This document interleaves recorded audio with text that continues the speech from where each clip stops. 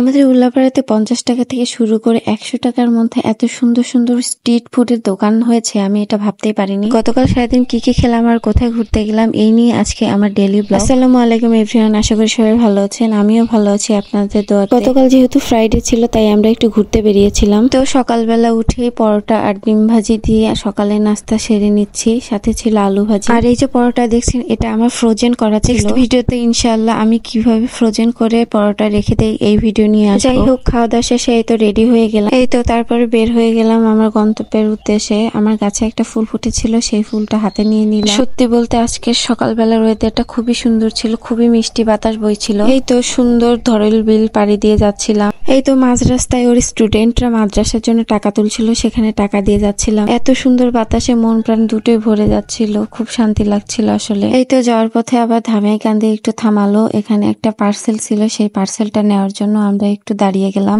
এই তো পার্সেলটা নিয়ে আবার উল্লাপাড়ার উদ্দেশ্যে রওনা হয়ে গেলাম। দেখেন কি সুন্দর নদী। হঠাৎ চোখে আবার জারুল ফুলের গাছ দেখতে পেলাম, তাই ভিডিওতে নিয়ে নিলাম। এই তো চলে আসলাম আমাদের শ্রীকোলা। উল্লাপাড়ার এই রাস্তাটা খুবই ব্যস্ত সড়ক, তাই এখানে গাড়ি চলাচলের সময় সাবধানতা অবশ্যই বজায় রাখতে হবে, সাবধানে গাড়ি চালাতে হবে। এই তো তারপর রাস্তা পার হয়ে যাচ্ছিলাম। এই রাস্তাটা পার হওয়ার সময় আমার মনে কেমন যেন খুব ভয় ভয় করে। যাই হোক, উল্লাপাড়া শিক্ষা নগরীতে ঢুকে পড়লাম। নিজ এলাকায় পা রাখলে এক অন্যরকম অনুভূতি সৃষ্টি হয় আসলে। আজকে ভাবছিলাম যে বিজ্ঞান মোড়ের ভিতর দিয়ে চলে যাব, তাই বিজ্ঞান স্কুল ও কলেজের পাশ দিয়ে যাচ্ছিলাম ঝিকিরা হয়ে। এই তো বিজ্ঞান স্কুল পাড়ি দিয়ে মার্চেন্ট পাড়ি দিয়ে চলে যাচ্ছিলাম আমাদের গন্তব্যের উদ্দেশ্যে। যাওয়ার পথে আমার চোখে পড়লো আমার ছোটবেলার প্রাইমারি স্কুল ঝিকিরা বন্দর। এখানে প্রাথমিক শিক্ষা সমাপনী জীবনটা শেষ করেছিলাম। এই তো তারপর হামিদা পাইলট ও উপজেলার সামনে দিয়ে চলে গেলাম। হামিদা পাইলটে আমার স্কুল জীবন ও কলেজ জীবন শেষ করেছি এখান থেকে। আমার ভিডিওতে কে কে আছে যারা হামিদা পাইলট থেকে পড়াশোনা করেছেন অবশ্যই আমাকে কমেন্ট বক্সে জানাবেন। এই তো তারপরে থানার মোড়ে চলে আসলাম, শহীদ মিনারের এখান দিয়ে চলে যাচ্ছিলাম বাড়ির। আসলে এসেছিলাম বেলপুরি খেতে, এসে দেখি যে দোকান বন্ধ আর খাওয়া হয়নি, তাই ভাবলাম যে বাড়ির দিকে চলে যাই। তাই বাজারের ভিতরে আর বেশি দেরি করিনি, সরাসরি বাড়ির দিকে চলে যাচ্ছিলাম। এই তো শ্যামলীপাড়া যাওয়ার দিকে আমি ওকে বলছিলাম যে আমার খুবই দই খেতে ইচ্ছে করছিল। তারা হয়তো অনেকেই জানেন যে শ্যামলীপাড়াতে একটি বনলতা সুইটস বেকারি আছে, তাই সেখানে একটু দাঁড়িয়ে গেলাম। এই তো তারপরে ভিতরে গেলাম। তারপর ভাবছিলাম যে কি নিব, ভাবলাম যে আগে টেস্ট করে দেখি তাদের দইটা কেমন। তারপর ছোট একটি দই নিলাম, ভাবছিলাম যে ওখানেই টেস্ট করে আমি দেখবো যে কেমন। কিন্তু সত্যি বলতে ওদের দোকান যতটা উন্নত মানের, কিন্তু ওদের বিহেভিয়ার খুবই বাজে ছিল। আমি সেখান থেকে আরো কিছু নিতাম, কিন্তু তাদের বিহেভিয়ার খারাপ লাগার কারণে আমি আর কিছু নিইনি, সেখান থেকে বেরিয়ে চলে এসেছিলাম। মানুষকে আকৃষ্ট করতে পারে এমন কিছু হলে সেটা হলো কথা, আর আপনি কথা দ্বারা একটা কাস্টমারকে আকৃষ্ট করতে পারেন। আমি তাদের কথার মধ্যে রুডলি বিহেভিয়ার দেখেছিলাম, এই জন্য আমার একটুও ভালো লাগে নাই। এই তো তারপরে বাসায় চলে আসলাম, এসে ভাবছিলাম যে দইটা আগে টেস্ট করে দেখি যে কেমন। এই তো তারপরে দইটা নিয়ে আমি টেস্ট করা শুরু করছিলাম। যাক আলহামদুলিল্লাহ তাদের প্রোডাক্ট ভালো, কিন্তু তাদের সার্ভিসিং খুবই বাজে ছিল।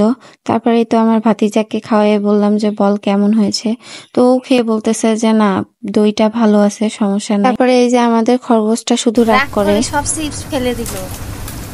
এনাকে টিকটকও দেখে এই যে এই ছেলেটা। এরপর ভুট্টা ভাজি খেলাম, এটা আমার খুব ভালো লাগে। তারপরে ছোট ভাই আমার জন্য ঝালমুড়ি নিয়ে আসছিল, সেটা খেলাম। যেহেতু যেতে যেতে আমাদের দুপুর হয়ে গেছে, ওরা নামাজ পড়ে আসলো, আমরা তারপরে খেতে বসলাম। মা আমাদের জন্য সজনে ডাঁটা ডাল, বড় মাছ, ছোট মাছ রান্না করেছিল, আর মায়ের হাতের রান্না অনেক মজা করে খেলাম। আসলে মায়ের হাতের রান্না পৃথিবীর সব থেকে সেরা রান্না হয়, আর আমি বাড়িতে আসলে কেন যেন অনেক বেশি ভাত খেয়ে ফেলি, এত মজা করে রান্না করেছিল আমার মা মাছটা। আমি মাছ খুবই কম খাই, তারপরে অনেক মজা করে খাচ্ছি। এই তো নামাজ শেষে আমার বড় আমার জন্য একটা চকলেট নিয়ে আসছিল, সেটা খাচ্ছিলাম অনেক মজা করে। এটা টেস্ট করে আমার ছোট ভাইকে দিয়ে দিলাম। এই তো সারাদিন বাড়িতে থেকে এখন আবার চলে যাওয়ার পালা। এই তো গ্রামীণ পরিবেশ দেখতে দেখতে আমি চলে যাচ্ছিলাম। আসলে যাওয়ার সময় সবারই খারাপ লাগে, আমারও খারাপ লাগছিল, তারপরে যেতে হবে আর কি, তাই যাচ্ছি। এই তো যাওয়ার সময় দেখি কি সুন্দর ঘাস ফুল ফুটে আছে। আমরা তো এগুলোকে ঘাস ফুল বলে চিনি, আপনারা কি বলে চেনেন অবশ্যই কমেন্ট বক্সে জানাবেন। এই তো পশ্চিমে সূর্য ডুবে যাচ্ছিল, সেই দৃশ্য নিয়ে নিলাম। তারপরে এই তো